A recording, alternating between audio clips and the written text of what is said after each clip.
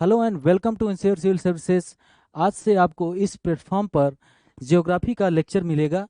Geography इस lecture में हम लोग मुख्य रूप से पीटी को लेकर फोकस रहेंगे। और अगर कुछ लोग कहते हैं कि सर ज्योग्राफी के लिए बुक्स कौन सी पढ़ी जाए, ज्योग्राफी पीटी के लिए, मेंस के लिए, जीएस पेपर 1 मेंस या फिर ऑप्शनल के लिए भी कुछ लोग कहते हैं कि मतलब बुक्स क्या होनी चाहिए। तो सबसे पहले क्लास 6 से 12th तक की आप एनसीईआरटी पढ़िए। 6 to 12th एनसीईआरटी। साथ ही साथ आप लोग देख सकते हैं महेश बर्नवाल की जियोग्राफी की बुक या फिर माजिद हुसैन की बुक, या अगर कोई और बुक आपके पास हो तो आप उसको भी प्रीफर कर सकते हैं। सबसे बेस्ट तो 6 to 12th एनसीईआरटी आप कवर करिए। यहाँ से अगर आपका ऑप्शनल भी जियोग्राफी है तो आप 60 to 70% कवर कर सकते हैं आसानी से। बाकी अगर ऑप्शनल में आपकी मॉडल थ्योरीज वगैरह हैं तो वो आप उसके लिए आप नोट्स वगैरह ले सकते हैं, या फिर जो भी आप कर रहे हैं वो सही होगा। तो पीटी के लिए 6 to 12th एनसीईआरटी और एक बुक आपके पास होनी चाहिए। और तो आज से ये लेक्चर जो भूगोल का, ज्योग्राफी का शुरू हो रहा है, मुख्य रूप से पीटी को लेकर होगा, चाहे वो यूपीएससी हो, पीसीएस हो, समीक्षा अधिकारी हो, या और भी कोई एग्जाम हो, उसके लिए बहुत ही उपयोगी साबित होगा। तो चलिए शुरू करते हैं। सबसे पहले हम यूनिवर्स के बारे में जानेंगे कि आखिर यूनिवर्स आखिर है क्या। तो इसके लिए कुछ ज्योग्राफर लोग थे, उनके कुछ विचार हैं। जैसे सबसे पहले थे क्लॉडियस टॉलमी। क्लॉडियस टॉलमी जी ने 140 ईस्वी में बताया था कि जियोसेंट्रिक व्यू बताया था, मतलब इनका विचार था कि जियोसेंट्रिक व्यू। इन्होंने केंद्र बिंदु मान लिया था कि पृथ्वी सेंटर में है, बाकी जो ग्रह हैं उसके चारों तरफ चक्कर लगा रहे हैं। तो क्लॉडियस टॉलेमी ने बताया 140 ईस्वी में कि पृथ्वी सेंटर में है, बाकी जो भी ग्रह हैं पृथ्वी का चक्कर लगा रहे हैं। दूसरी बात, दूसरे जब आए, बहुत बीच में बहुत ज्यादा समय की गैपिंग है, 140 ईस्वी से 1543 के बीच की इतनी गैपिंग के बाद इन्होंने कोपरनिकस आए। कोपरनिकस ने हेलियोसेंट्रिक विचार था। हेलियोसेंट्रिक विचार क्या था उनका? हेलियोसेंट्रिक मतलब कि सूर्य केंद्र में है और बाकी जो ग्रह हैं सूर्य का चक्कर लगा रहे हैं। ठीक है, तो कोपरनिकस ने कहा कि सूर्य केंद्र में है और बाकी जो ग्रह हैं वो सूर्य का चक्कर लगा रहे हैं। ओके। फिर विलियम हर्शेल आए 1805 में। 1805 में विलियम हर्शेल ने टेलीस्कोप के द्वारा अध्ययन किया और उन्होंने बताया कि सूर्य तो सेंटर में ही है। हेलियोसेंट्रिक व्यू उन्होंने दिया, लेकिन उन्होंने कहा कि solar system is merely smaller part of Galaxy. कहे कि ये बहुत छोटा सा पार्ट है, ये जो सोलर सिस्टम है हमारा, ये बहुत छोटा सा पार्ट है गैलेक्सी का। तो कौन? विलियम हर्शेल ने ये बताया। फिर अगले आते हैं एडविन पी हबल 1925 में। इन्होंने बताया कि एक डायमीटर जो है ये पूरे यूनिवर्स का 2.5 बिलियन लाइट ईयर्स है, और इसमें बहुत सारी गैलेक्सीज हैं। एक गैलेक्सी नहीं है, बहुत सारी गैलेक्सी हैं। ठीक है, तो हमारी गैलेक्सी का क्या नाम है? मंदाकिनी। क्या नाम है? मंदाकिनी। ओके, हमारी गैलेक्सी का नाम है मंदाकिनी, और हमारी गैलेक्सी में 8 ग्रह हैं। ओके, तो सबसे पहले हमने बताया कि क्लॉडियस टॉलेमी जी आए और उन्होंने अपना विचार दिया कि पृथ्वी जो है केंद्र में है और बाकी जो ग्रह हैं वो पृथ्वी का चक्कर लगा रहे हैं। फिर कोपरनिकस आए, उन्होंने बताया कि सूर्य केंद्र में है और बाकी जो ग्रह हैं सूर्य का चक्कर लगा रहे हैं। तीसरे आए विलियम हर्शेल, उन्होंने टेलीस्कोप के द्वारा देखा और बताया कि सोलर सिस्टम बहुत छोटी सी चीज है इस यूनिवर्स में। और हेलियोसेंट्रिक व्यू भी इनका ही था कि हेलियोसेंट्रिक व्यू सही है, टेलीस्कोप के द्वारा इन्होंने किया अध्ययन। और अगले आए एडविन पी हबल 1925 में। इन्होंने बताया कि डायमीटर जो यूनिवर्स की है 2.5 बिलियन लाइट ईयर्स, इतनी डायमीटर है और इसमें बहुत सारी गैलेक्सियां हैं, और हमारी गैलेक्सी का नाम क्या है? मंदाकिनी। ओके, आगे देखते हैं। अब ये पूरा गैलेक्सी जो हम बात कर रहे हैं, मंदाकिनी हमारी कैसे बनी? तो सबसे पहले बिग बैंग थ्योरी, महाविस्फोटक सिद्धांत ही बहुत एक्सेप्टेड, इसी को एक्सेप्ट किया जाता है कि महाविस्फोटक सिद्धांत ही सही है। तो इन्होंने ई जॉर्ज लिमैत्रे इन्होंने दिया कि बहुत बड़ी एक बॉडी थी, बहुत बड़ी, ठीक है, और उसमें बहुत तीव्र विस्फोट होता है जिसके कारण बहुत सारे ग्रहों का निर्माण होता है। जिसके वजह से, विस्फोट की वजह से बहुत सारे ग्रहों का निर्माण होता है, और फिर से विस्फोट होता है तो बहुत सारे तारों का निर्माण होता है, तारे स्टार्स का निर्माण होता है। ऐसा बताए हैं ई जॉर्ज लेमेट्रे ने। और बिग बैंग थ्योरी को ही सबसे सही थ्योरी माना जाता है। और भी थ्योरीज हैं कि यूनिवर्स ये कैसे बना है, हमारा जो सोलर सिस्टम किस प्रकार से बना है, तो सबसे best theory big bang theory ही मानी जाती है। अगर और दोबारा एक्सप्लोजन हुआ तो स्टार्स वगैरह क्रिएट हुए थे। ओके, तो ये था बिग बैंग थ्योरी। आगे देखते हैं। सबसे पहले हमें तो पता होना चाहिए कि स्टार और प्लैनेट्स, तारे, तारा और ग्रहों में क्या डिफरेंस है, तारा और ग्रह में क्या डिफरेंस है, स्टार और प्लैनेट्स में क्या डिफरेंस है। तो स्टार क्या होते हैं, जिनकी अपनी खुद की हीट होती है और खुद की लाइट होती है, वो स्टार होते हैं, वो तारे होते हैं। लेकिन ग्रह वो होते हैं जिनके पास अपनी हीट और लाइट नहीं होती है। स्टार जो होते हैं जिनके पास खुद की हीट होती है और खुद की लाइट होती है, लेकिन तारे जो होते हैं उनके पास अपनी ग्रह जो होते हैं उनके पास अपनी हीट और लाइट नहीं होती है। ये तारों से अपनी हीट और लाइट की पूर्ति करते हैं। जैसे कि ग्रह है पृथ्वी, पृथ्वी को सूर्य की रोशनी मिलती है, ओके, तब जाकर यहाँ पर लाइट होती है, यहाँ पर प्रकाश होता है। ओके, तो स्टार एंड प्लैनेट्स में यही डिफरेंस है मुख्य रूप से। और सैटेलाइट क्या होते हैं, ग्रहों के उपग्रह। ग्रह होते हैं, उनके उपग्रह होते हैं। जैसे पृथ्वी की बात करते हैं तो पृथ्वी का एक ही उपग्रह है चंद्रमा। ठीक है, तो ये उपग्रह है। उपग्रह को भी हीट एंड लाइट मिलती है सूर्य से ही। ओके, तो हमने देखा स्टार क्या होते हैं, तारा क्या होता है, ग्रह क्या होता है, उपग्रह क्या होता है। तारे जो होते हैं थोड़ा बहुत बड़े, इनकी साइज बड़ी होती है। तारों की साइज बड़ी होती है, इनकी अपनी खुद की हीट और लाइट होती है। ओके, और ग्रह जो होते हैं इनके पास अपनी खुद की हीट और लाइट नहीं होती है, इसकी पूर्ति वो तारे के द्वारा करते हैं। और उपग्रह जो होते हैं, ग्रहों के उपग्रह होते हैं, ये भी अपनी हीट और लाइट की पूर्ति कहाँ से करते हैं, सूर्य से ही करते हैं। सूर्य क्या है, एक तारा है। सूर्य एक तारा है। सूर्य में क्या प्रक्रिया होती है, सूर्य में क्या प्रक्रिया होती है, सन में नाभिकीय संलयन होता है। नाभिकीय संलयन, उसको क्या बोलते हैं, न्यूक्लियर फ्यूजन। ठीक है, अगर हम न्यूक्लियर फिजन की बात करते हैं, न्यूक्लियर फिजन की बात करते हैं, नाभिकीय विखंडन की अगर हम बात करते हैं, तो नाभिकीय विखंडन के द्वारा ही परमाणु बम बनते हैं ना। परमाणु बम बनते हैं जब यूरेनियम 235 पर न्यूट्रॉनों की बमबारी की जाती है, तो वो कई भागों में टूटता है और बहुत ज़्यादा एनर्जी भी उत्पन्न होती है। तो वो नाभिकीय विखंडन जो होता है वो परमाणु बम का सिद्धांत नाभिकीय विखंडन पे है। और लेकिन नाभिकीय संलयन जो है सूर्य के लिए है। ठीक है, सैटेलाइट की बात करते हैं, उपग्रह की बात करते हैं। तो उपग्रह, प्लैनेट्स के उपग्रह जो होते हैं, ग्रहों के चारों ओर घूमते हैं। ग्रह के चारों ओर उपग्रह घूमते हैं। उपग्रह अब जो होते हैं थोड़ा छोटे होते हैं, ग्रहों की अपेक्षा उपग्रह छोटे होते हैं। ओके, तो आगे चलते हैं, आगे देखते हैं ग्रहों के बारे में। तो हमारी गैलेक्सी में, मतलब हमारे सोलर सिस्टम में, सोलर सिस्टम जो है, हमारी गैलेक्सी का नाम है मंदाकिनी, और हमारे सोलर सिस्टम में प्रेजेंट टाइम में 8 ग्रह हैं।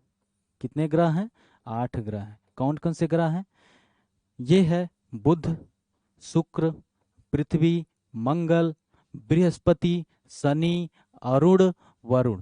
2006 से पहले 2006 से पहले प्लूटो को भी ग्रहों की श्रेणी में रखा गया था।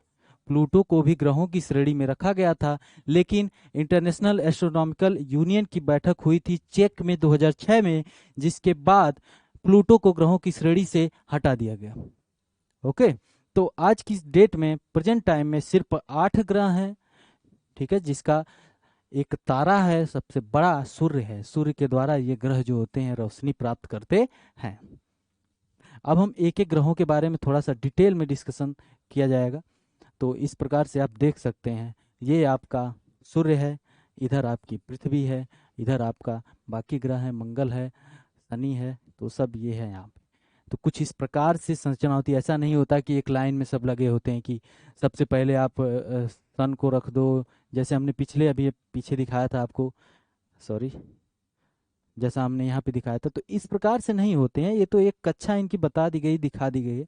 कुछ इस प्रकार से होते हैं। अगर इस प्रकार से होंगे तो सूर्य की रोशनी आएगी मरकरी पे, और फिर यहाँ से ये रोक लेगा रोशनी, फिर ऐसे आगे चलते हुए तो रोशनी ही नहीं मिलेगी। लेकिन कुछ कक्षा इस प्रकार से इनकी होती है। अब दूरी के हिसाब से उनको दिखाया गया है। ठीक है, सबसे कम दूरी पे कौन सा ग्रह है? तो सबसे पास में जो है मरकरी है। सबसे पास में कौन है? मरकरी, यानी बुध ग्रह। सबसे पास में बुध ग्रह है। उसके बाद है शुक्र ग्रह।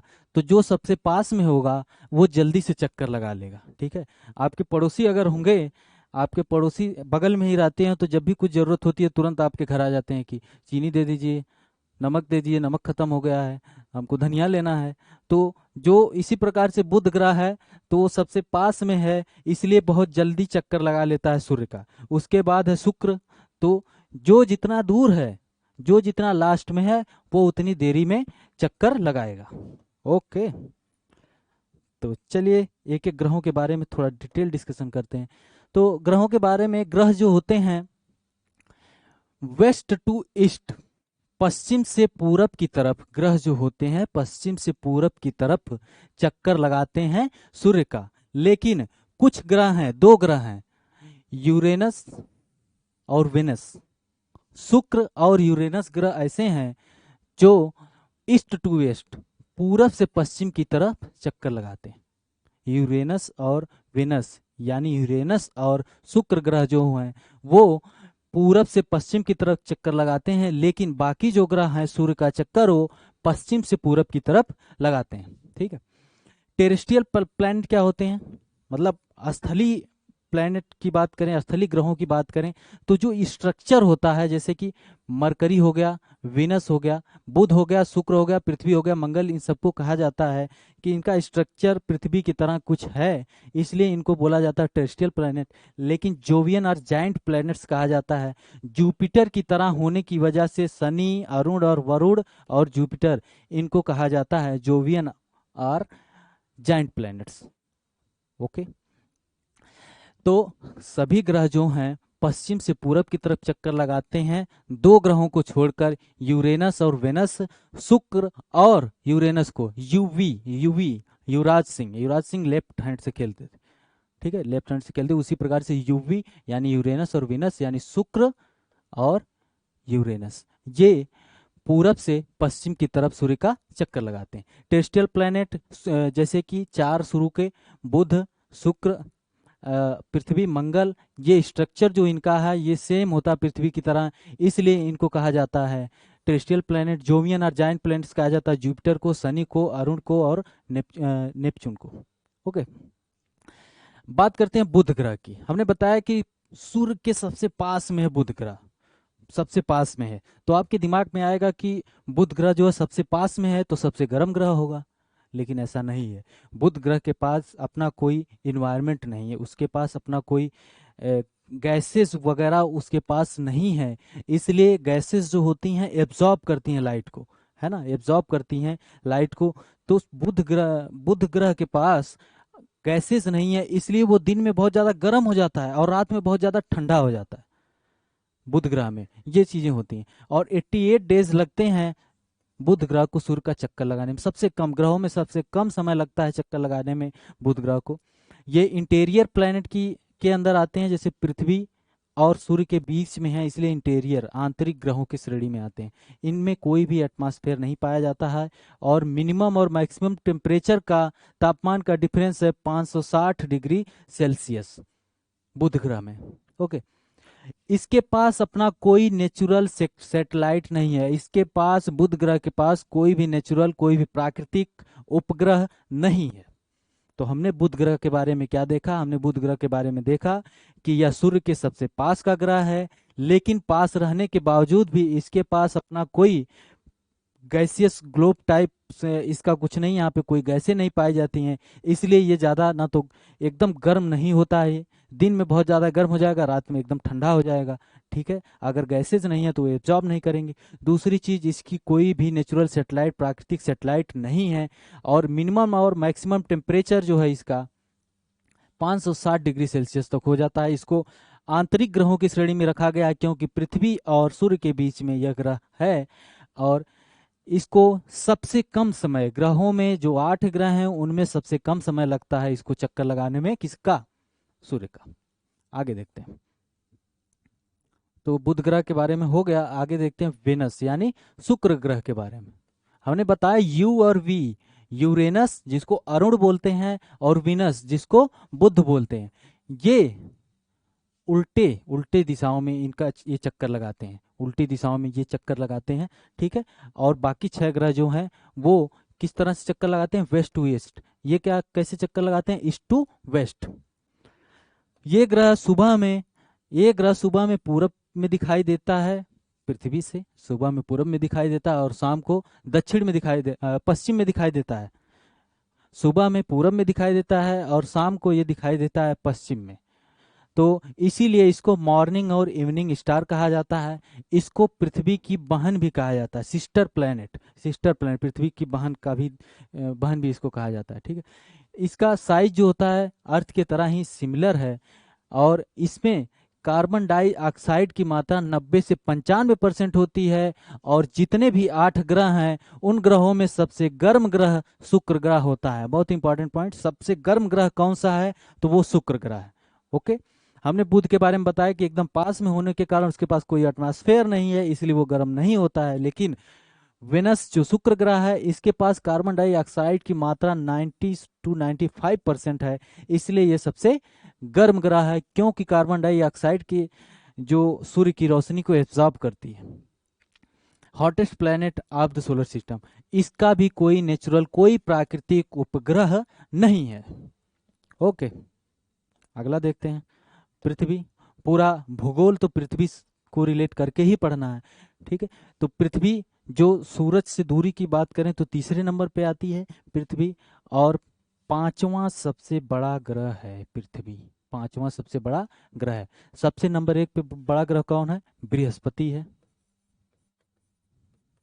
जुपिटर है, फिर शनि है, सैटर्न, यूरेनस है, अरुण, और है विनस। ठीक है। अरुण विनस है। फिर उसके बाद 5वें नंबर पे आती है पृथ्वी, 5th नंबर पे पृथ्वी है। पृथ्वी का झुकाव 23.5 डिग्री, अपने अक्ष के 23.5 डिग्री इसका झुकाव है पृथ्वी का।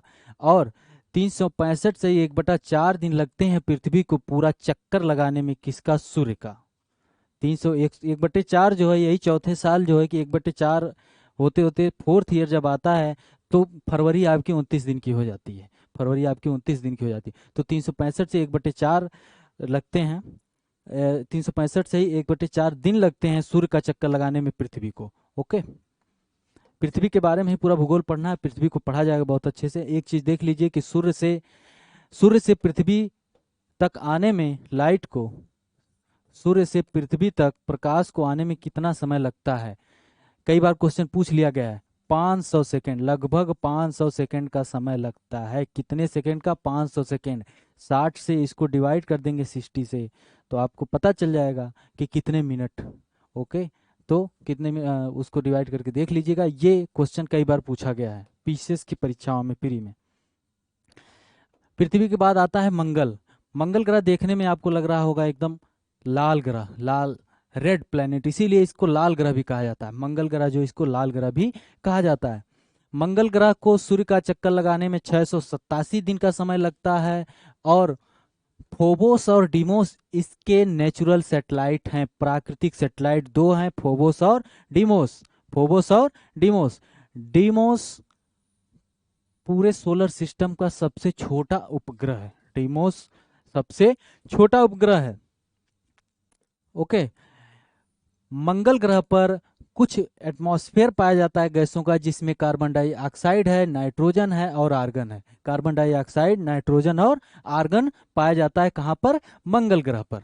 ओके। तो मंगल ग्रह पृथ्वी के बाद चौथे नंबर पे आता है सूर्य से दूरी में, और इसको 687 दिन लगते हैं समय पूरे सूर्य का चक्कर लगाने में। फोबोस और डिमोस इसके 2 उपग्रह हैं, 2 नेचुरल सैटेलाइट हैं। डिमोस पूरे सोलर सिस्टम का सबसे छोटा उपग्रह है। बहुत इंपॉर्टेंट पॉइंट्स है, इसको याद रख लीजिएगा, हो सके तो नोट कर लीजिए या फिर स्क्रीनशॉट ले लीजिए आप। और इसके जो पर्यावरण है वहां पर CO2, नाइट्रोजन और आर्गन गैसेस पाई जाती हैं। ओके। हमने पीछे बताया था कि कार्बन डाइऑक्साइड 90 से 95% तक पाई जाती है कौन से ग्रह पे? शुक्र ग्रह पे। कार्बन डाइऑक्साइड की वजह से ही शुक्र ग्रह सबसे गर्म ग्रह है। जुपिटर की बात करते हैं, बृहस्पति ग्रह की बात करते हैं, सबसे बड़ा साइज में सबसे बड़ा ग्रह कौन सा है? बृहस्पति। कौन सा? बृहस्पति। ये आपको दिख रहा है, ये है बृहस्पति ग्रह। इधर आपको ये सैटर्न शनि ग्रह, यूरेनस और वेनस उधर, ठीक है। 11.9 साल लगते हैं सूर्य का चक्कर लगाने में, किसको? बृहस्पति ग्रह को। 11.9 ईयर्स, 11.9 ईयर्स लग जाते हैं सूर्य का चक्कर लगाने में, किसको? बृहस्पति जुपिटर ग्रह को। इसके टोटल 79 नेचुरल सैटेलाइट हैं, प्राकृतिक उपग्रह इसके हैं 79, याद रख लीजिएगा। गैनीमेड एक ऐसा, बृहस्पति का एक ऐसा उपग्रह है जो सबसे बड़ा है satellite of planet and solar system. पूरे सोलर सिस्टम का सबसे बड़ा सैटेलाइट है, उपग्रह है। कौन? क्या नाम है? गैनीमेड। गैनीमेड। और सबसे छोटा हमने बताया मंगल का डीमोस है, सबसे छोटा मंगल का डीमोस है, और सबसे बड़ा बात करते हैं तो गैनीमेड है। तो सबसे बड़ा उपग्रह है पूरे सोलर सिस्टम का गैनीमेड, और सबसे छोटा उपग्रह है डीमोस जो मार्स का उपग्रह। इसके एटमॉस्फेयर में हाइड्रोजन, हीलियम, मीथेन और अमोनिया गैसेस पाई जाती हैं। हाइड्रोजन, हीलियम, मीथेन और अमोनिया गैसेस पाई जाती हैं। और इसको मिनिएचर सोलर सिस्टम भी कहा जाता है, मतलब एक छोटा सा सोलर सिस्टम इसको खुद कहा जाता है। किसको? बृहस्पति ग्रह को। तो हमने देखा क्या, बृहस्पति ग्रह में 11.9 साल लगते हैं सूर्य का चक्कर लगाने में, 79 प्राकृतिक सैटेलाइट हैं इसके, और सबसे बड़ा सोलर सिस्टम का सैटेलाइट जो बृहस्पति का उपग्रह है, क्या नाम? गैनीमेड। और सबसे छोटे की बात हम कर रहे हैं तो मंगल ग्रह की है डीमोस सैटेलाइट, डीमोस उपग्रह, और इसके एटमॉस्फेयर में हाइड्रोजन, हीलियम, मीथेन और अमोनिया गैसेस पाई जाती हैं। इसको मिनिएचर सोलर सिस्टम भी कहा जाता है। ओके। एक चीज और याद रखिएगा, आगे बताएंगे वैसे, मंगल और बृहस्पति ग्रह के बीच में एस्टेरॉइड्स की बेल्ट पाई जाती है, एस्टेरॉइड्स की बेल्ट पाई जाती है, ठीक है। आगे हम देखेंगे उस पर शायद इस प्रकार का पिक भी होगा। अगला ग्रह है सैटर्न, शनि ग्रह। शनि ग्रह अब सूर्य से दूरी में देखेंगे तो ये बृहस्पति के बाद आएगा, बृहस्पति के बाद आएगा, ठीक है। तो ये 6वें नंबर का होगा। इसके 82 नेचुरल प्राकृतिक सैटेलाइट 82 हैं। नेट पे आप सर्च करेंगे तो आपको 82 ही मिलेगा, अभी तक बुक्स वगैरह में 82 ही है। अगर आपको चेक करने पे लगता है कि 82 नहीं और बढ़ गए हैं तो उसको आप देख लीजिएगा। अगर बढ़े होंगे तो अगर न्यूज में होगा तो जरूर ही पीसीएस या समीक्षा अधिकारी या कोई भी एग्जाम हो उसमें पूछा जा सकता है, इसलिए थोड़ा चेक कर लीजिएगा। लेकिन हमने जितना चेक किया, जितना देखा, उसमें 42 ही इसके उपग्रह वर्तमान समय में हैं। इसको 29.5 ईयर्स, 29.5 ईयर, 29.5 साल लग जाते हैं, 29.5 साल लग जाते हैं सूर्य का चक्कर लगाने में। किसको? शनि ग्रह को।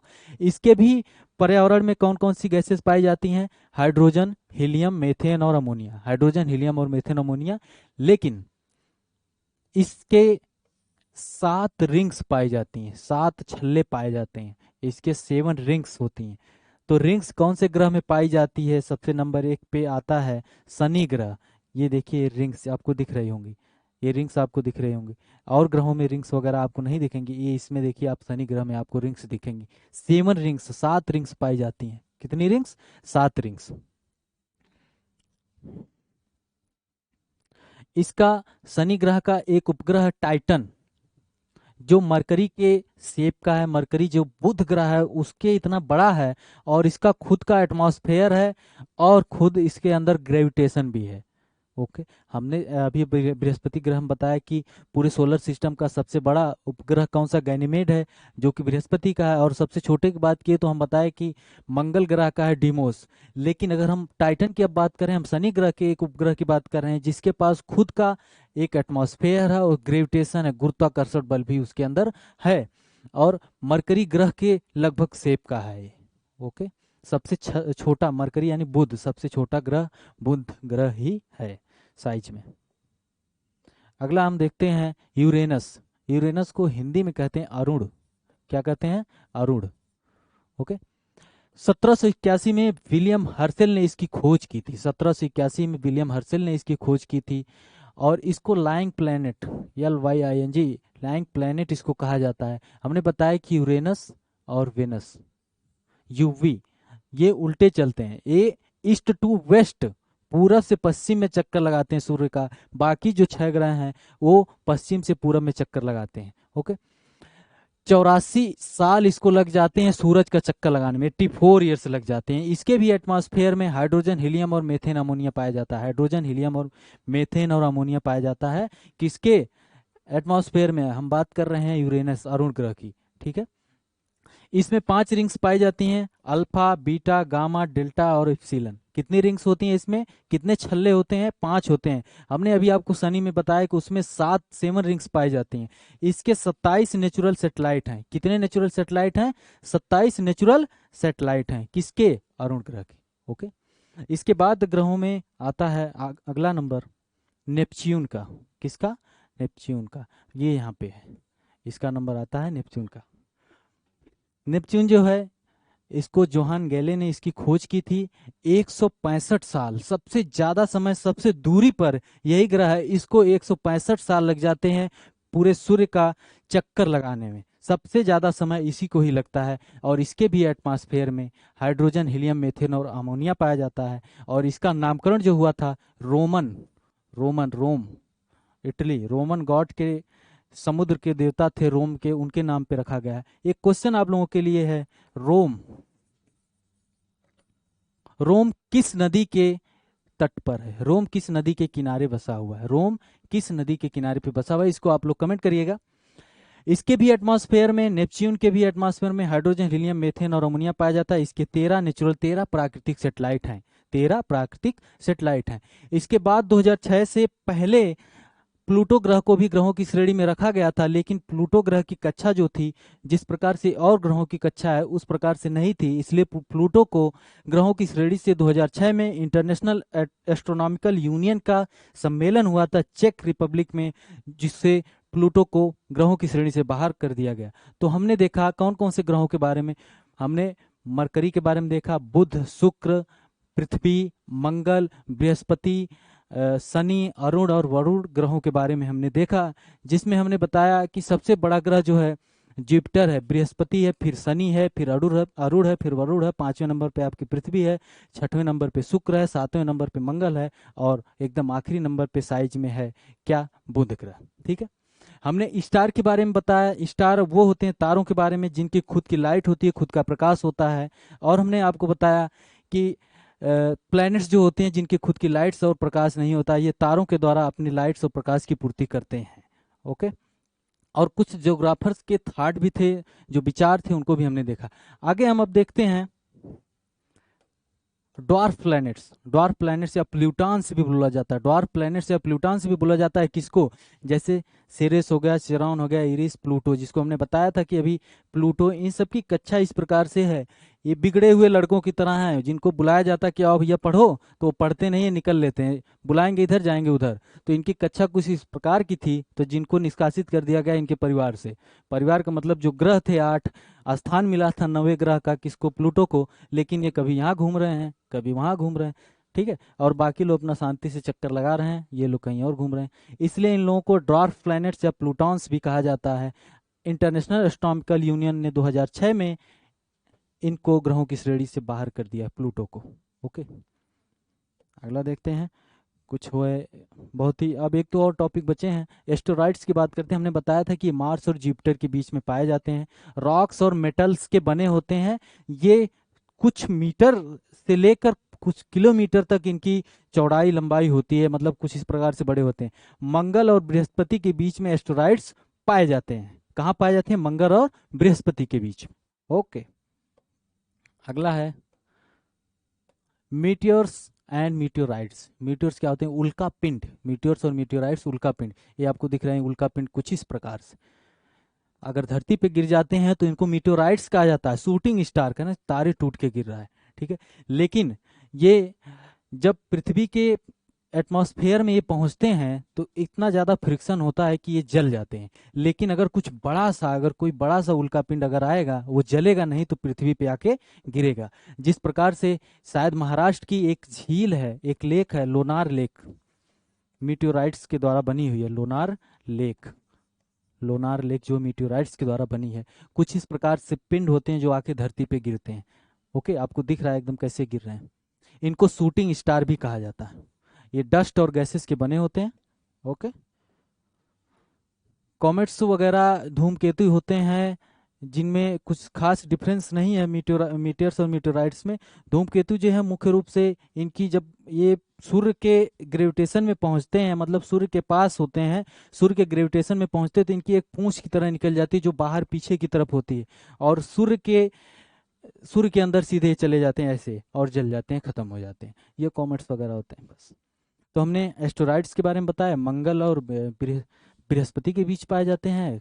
मीटियर्स और मीटेराइट्स होते हैं, मीटियर्स अगर ऊपर ही एटमॉस्फेयर में पृथ्वी के जल के खत्म हो गए तो मीटियर्स हो गए, और मीटेराइट्स होते हैं जब पृथ्वी के सरफेस पे आकर गिर जाते हैं तो मीटेराइट्स होते हैं। तो आज का कुछ लेक्चर इस प्रकार का था।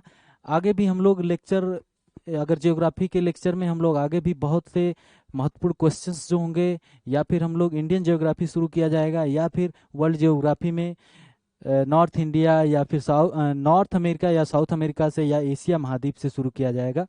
तो मिलते हैं आपसे फिर अगले लेक्चर में। बहुत बहुत धन्यवाद।